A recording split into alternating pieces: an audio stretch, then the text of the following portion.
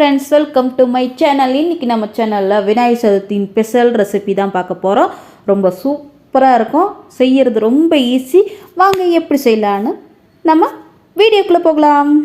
Cup கோதுமை ரவை எடுத்திருக்கேன். அதில் நம்ம நல்லா வறுத்து எடுத்துக்க போகிறோம். நல்ல எல்லோ கலரில் இருக்குது இல்லையா, இது நல்ல ப்ரௌன் கலரில் வர அளவுக்கு நம்ம வறுத்து எடுத்துக்க போகிறோம். பாருங்கள், இந்த மாதிரி தான் நல்லா வறுத்து எடுத்துக்கணும். ஸ்லோவாகவே குக் பண்ணுங்கள், ரொம்ப ஹையில் வச்சு குக் ஆகிடாதுங்க. அதே மாதிரி 2 டேபிள் ஸ்பூன் பாசிப்பருப்பு சேர்த்துக்கிறோம். அதையும் நல்ல கலராக வர ப்ரௌன் கலராக வர அளவுக்கு நம்ம லைட்டாக வறுத்து எடுத்துக்க போகிறோம். நல்லா வந்துடுச்சு. இந்த ஸ்டேஜில் நம்ம அடுப்பு ஆஃப் பண்ணிடலாம். 2 கப்பு தண்ணி சேர்த்துக்கிறோம் ஒரு பேனில். அது நல்லா கொதித்து வரட்டும். இந்த மாதிரி கொதித்து வந்தோடனே நம்ம வறுத்து வச்ச ரவாவும் பருப்பும் சேர்த்துடலாம். நல்லா கிளறி விடுங்க. நல்லா இது வெந்து வரணும், தண்ணியெல்லாம் சுண்டி போகணும். அந்த அளவுக்கு இது நல்லா வெந்து வரட்டும். மூடி போட்டு வச்சிடலாம். நம்ம நல்லா வெந்ததுக்கப்புறம் பார்க்கலாம்.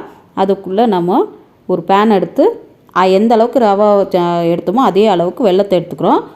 1/2 கப் வெல்லம், 1/2 கப் தண்ணி சேர்த்து நல்லா கரைய விட்டுறலாம். பாவெல்லாம் தேவையில்லை, நல்லா கரைஞ்சி வந்தால், வெல்லம் கரைஞ்சி வந்தால் போதும். இப்போ நல்லா கரைஞ்சிடுச்சு.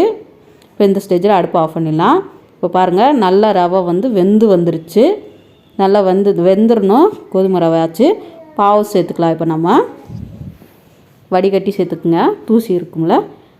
இப்போ நல்லா சேர்த்தாச்சு. இப்போ நல்லா இருக்கும் போதே நம்ம ஒரு 2 டேபிள் ஸ்பூன் நெய் சேர்த்துக்கலாம். இப்போ நெய் சேர்த்தாச்சு. அதையும் நல்லா வற்றி வந்தோன்னே கொஞ்சம் ஏலக்காய் தூள் சேர்த்துக்கலாம். இது கிளறி விட்டுருங்க. இப்போ நம்ம ஒரு பேன் எடுத்து வச்சு 3 டேபிள் ஸ்பூன் நெய் சேர்த்துருக்கேன்.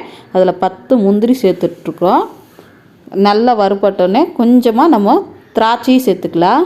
நீங்கள் வேணால் லவங்கம் கூட யூஸ் பண்ணலாம். நல்லா வாசனையாகவும் டேஸ்ட்டாகவும் இருக்கும். நான் யூஸ் பண்ணலை.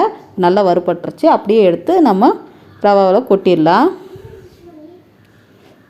பாருங்கள் எப்படி இருக்குதுன்னு. நம்மளோட ஸ்வீட் ரெடி ஆயிடுச்சு. ரொம்ப சிம்பிள், செய்கிறது ரொம்ப ஈஸி. நீங்களும் ட்ரை பண்ணி பாருங்கள். விநாயகர் சதுர்த்திக்கு புதுசாக ஏதாவது ட்ரை பண்ணணுன்னா தாராளமாக இதை ட்ரை பண்ணலாம். இது பிரசாதமாக படைக்கலாம். நீங்களும் ட்ரை பண்ணி பார்த்துட்டு எப்படி இருந்துச்சுன்னு மறக்காமல் கமெண்ட் பாக்ஸில் கமெண்ட் சொல்லிடுங்க. வாழ்க வளமுடன்.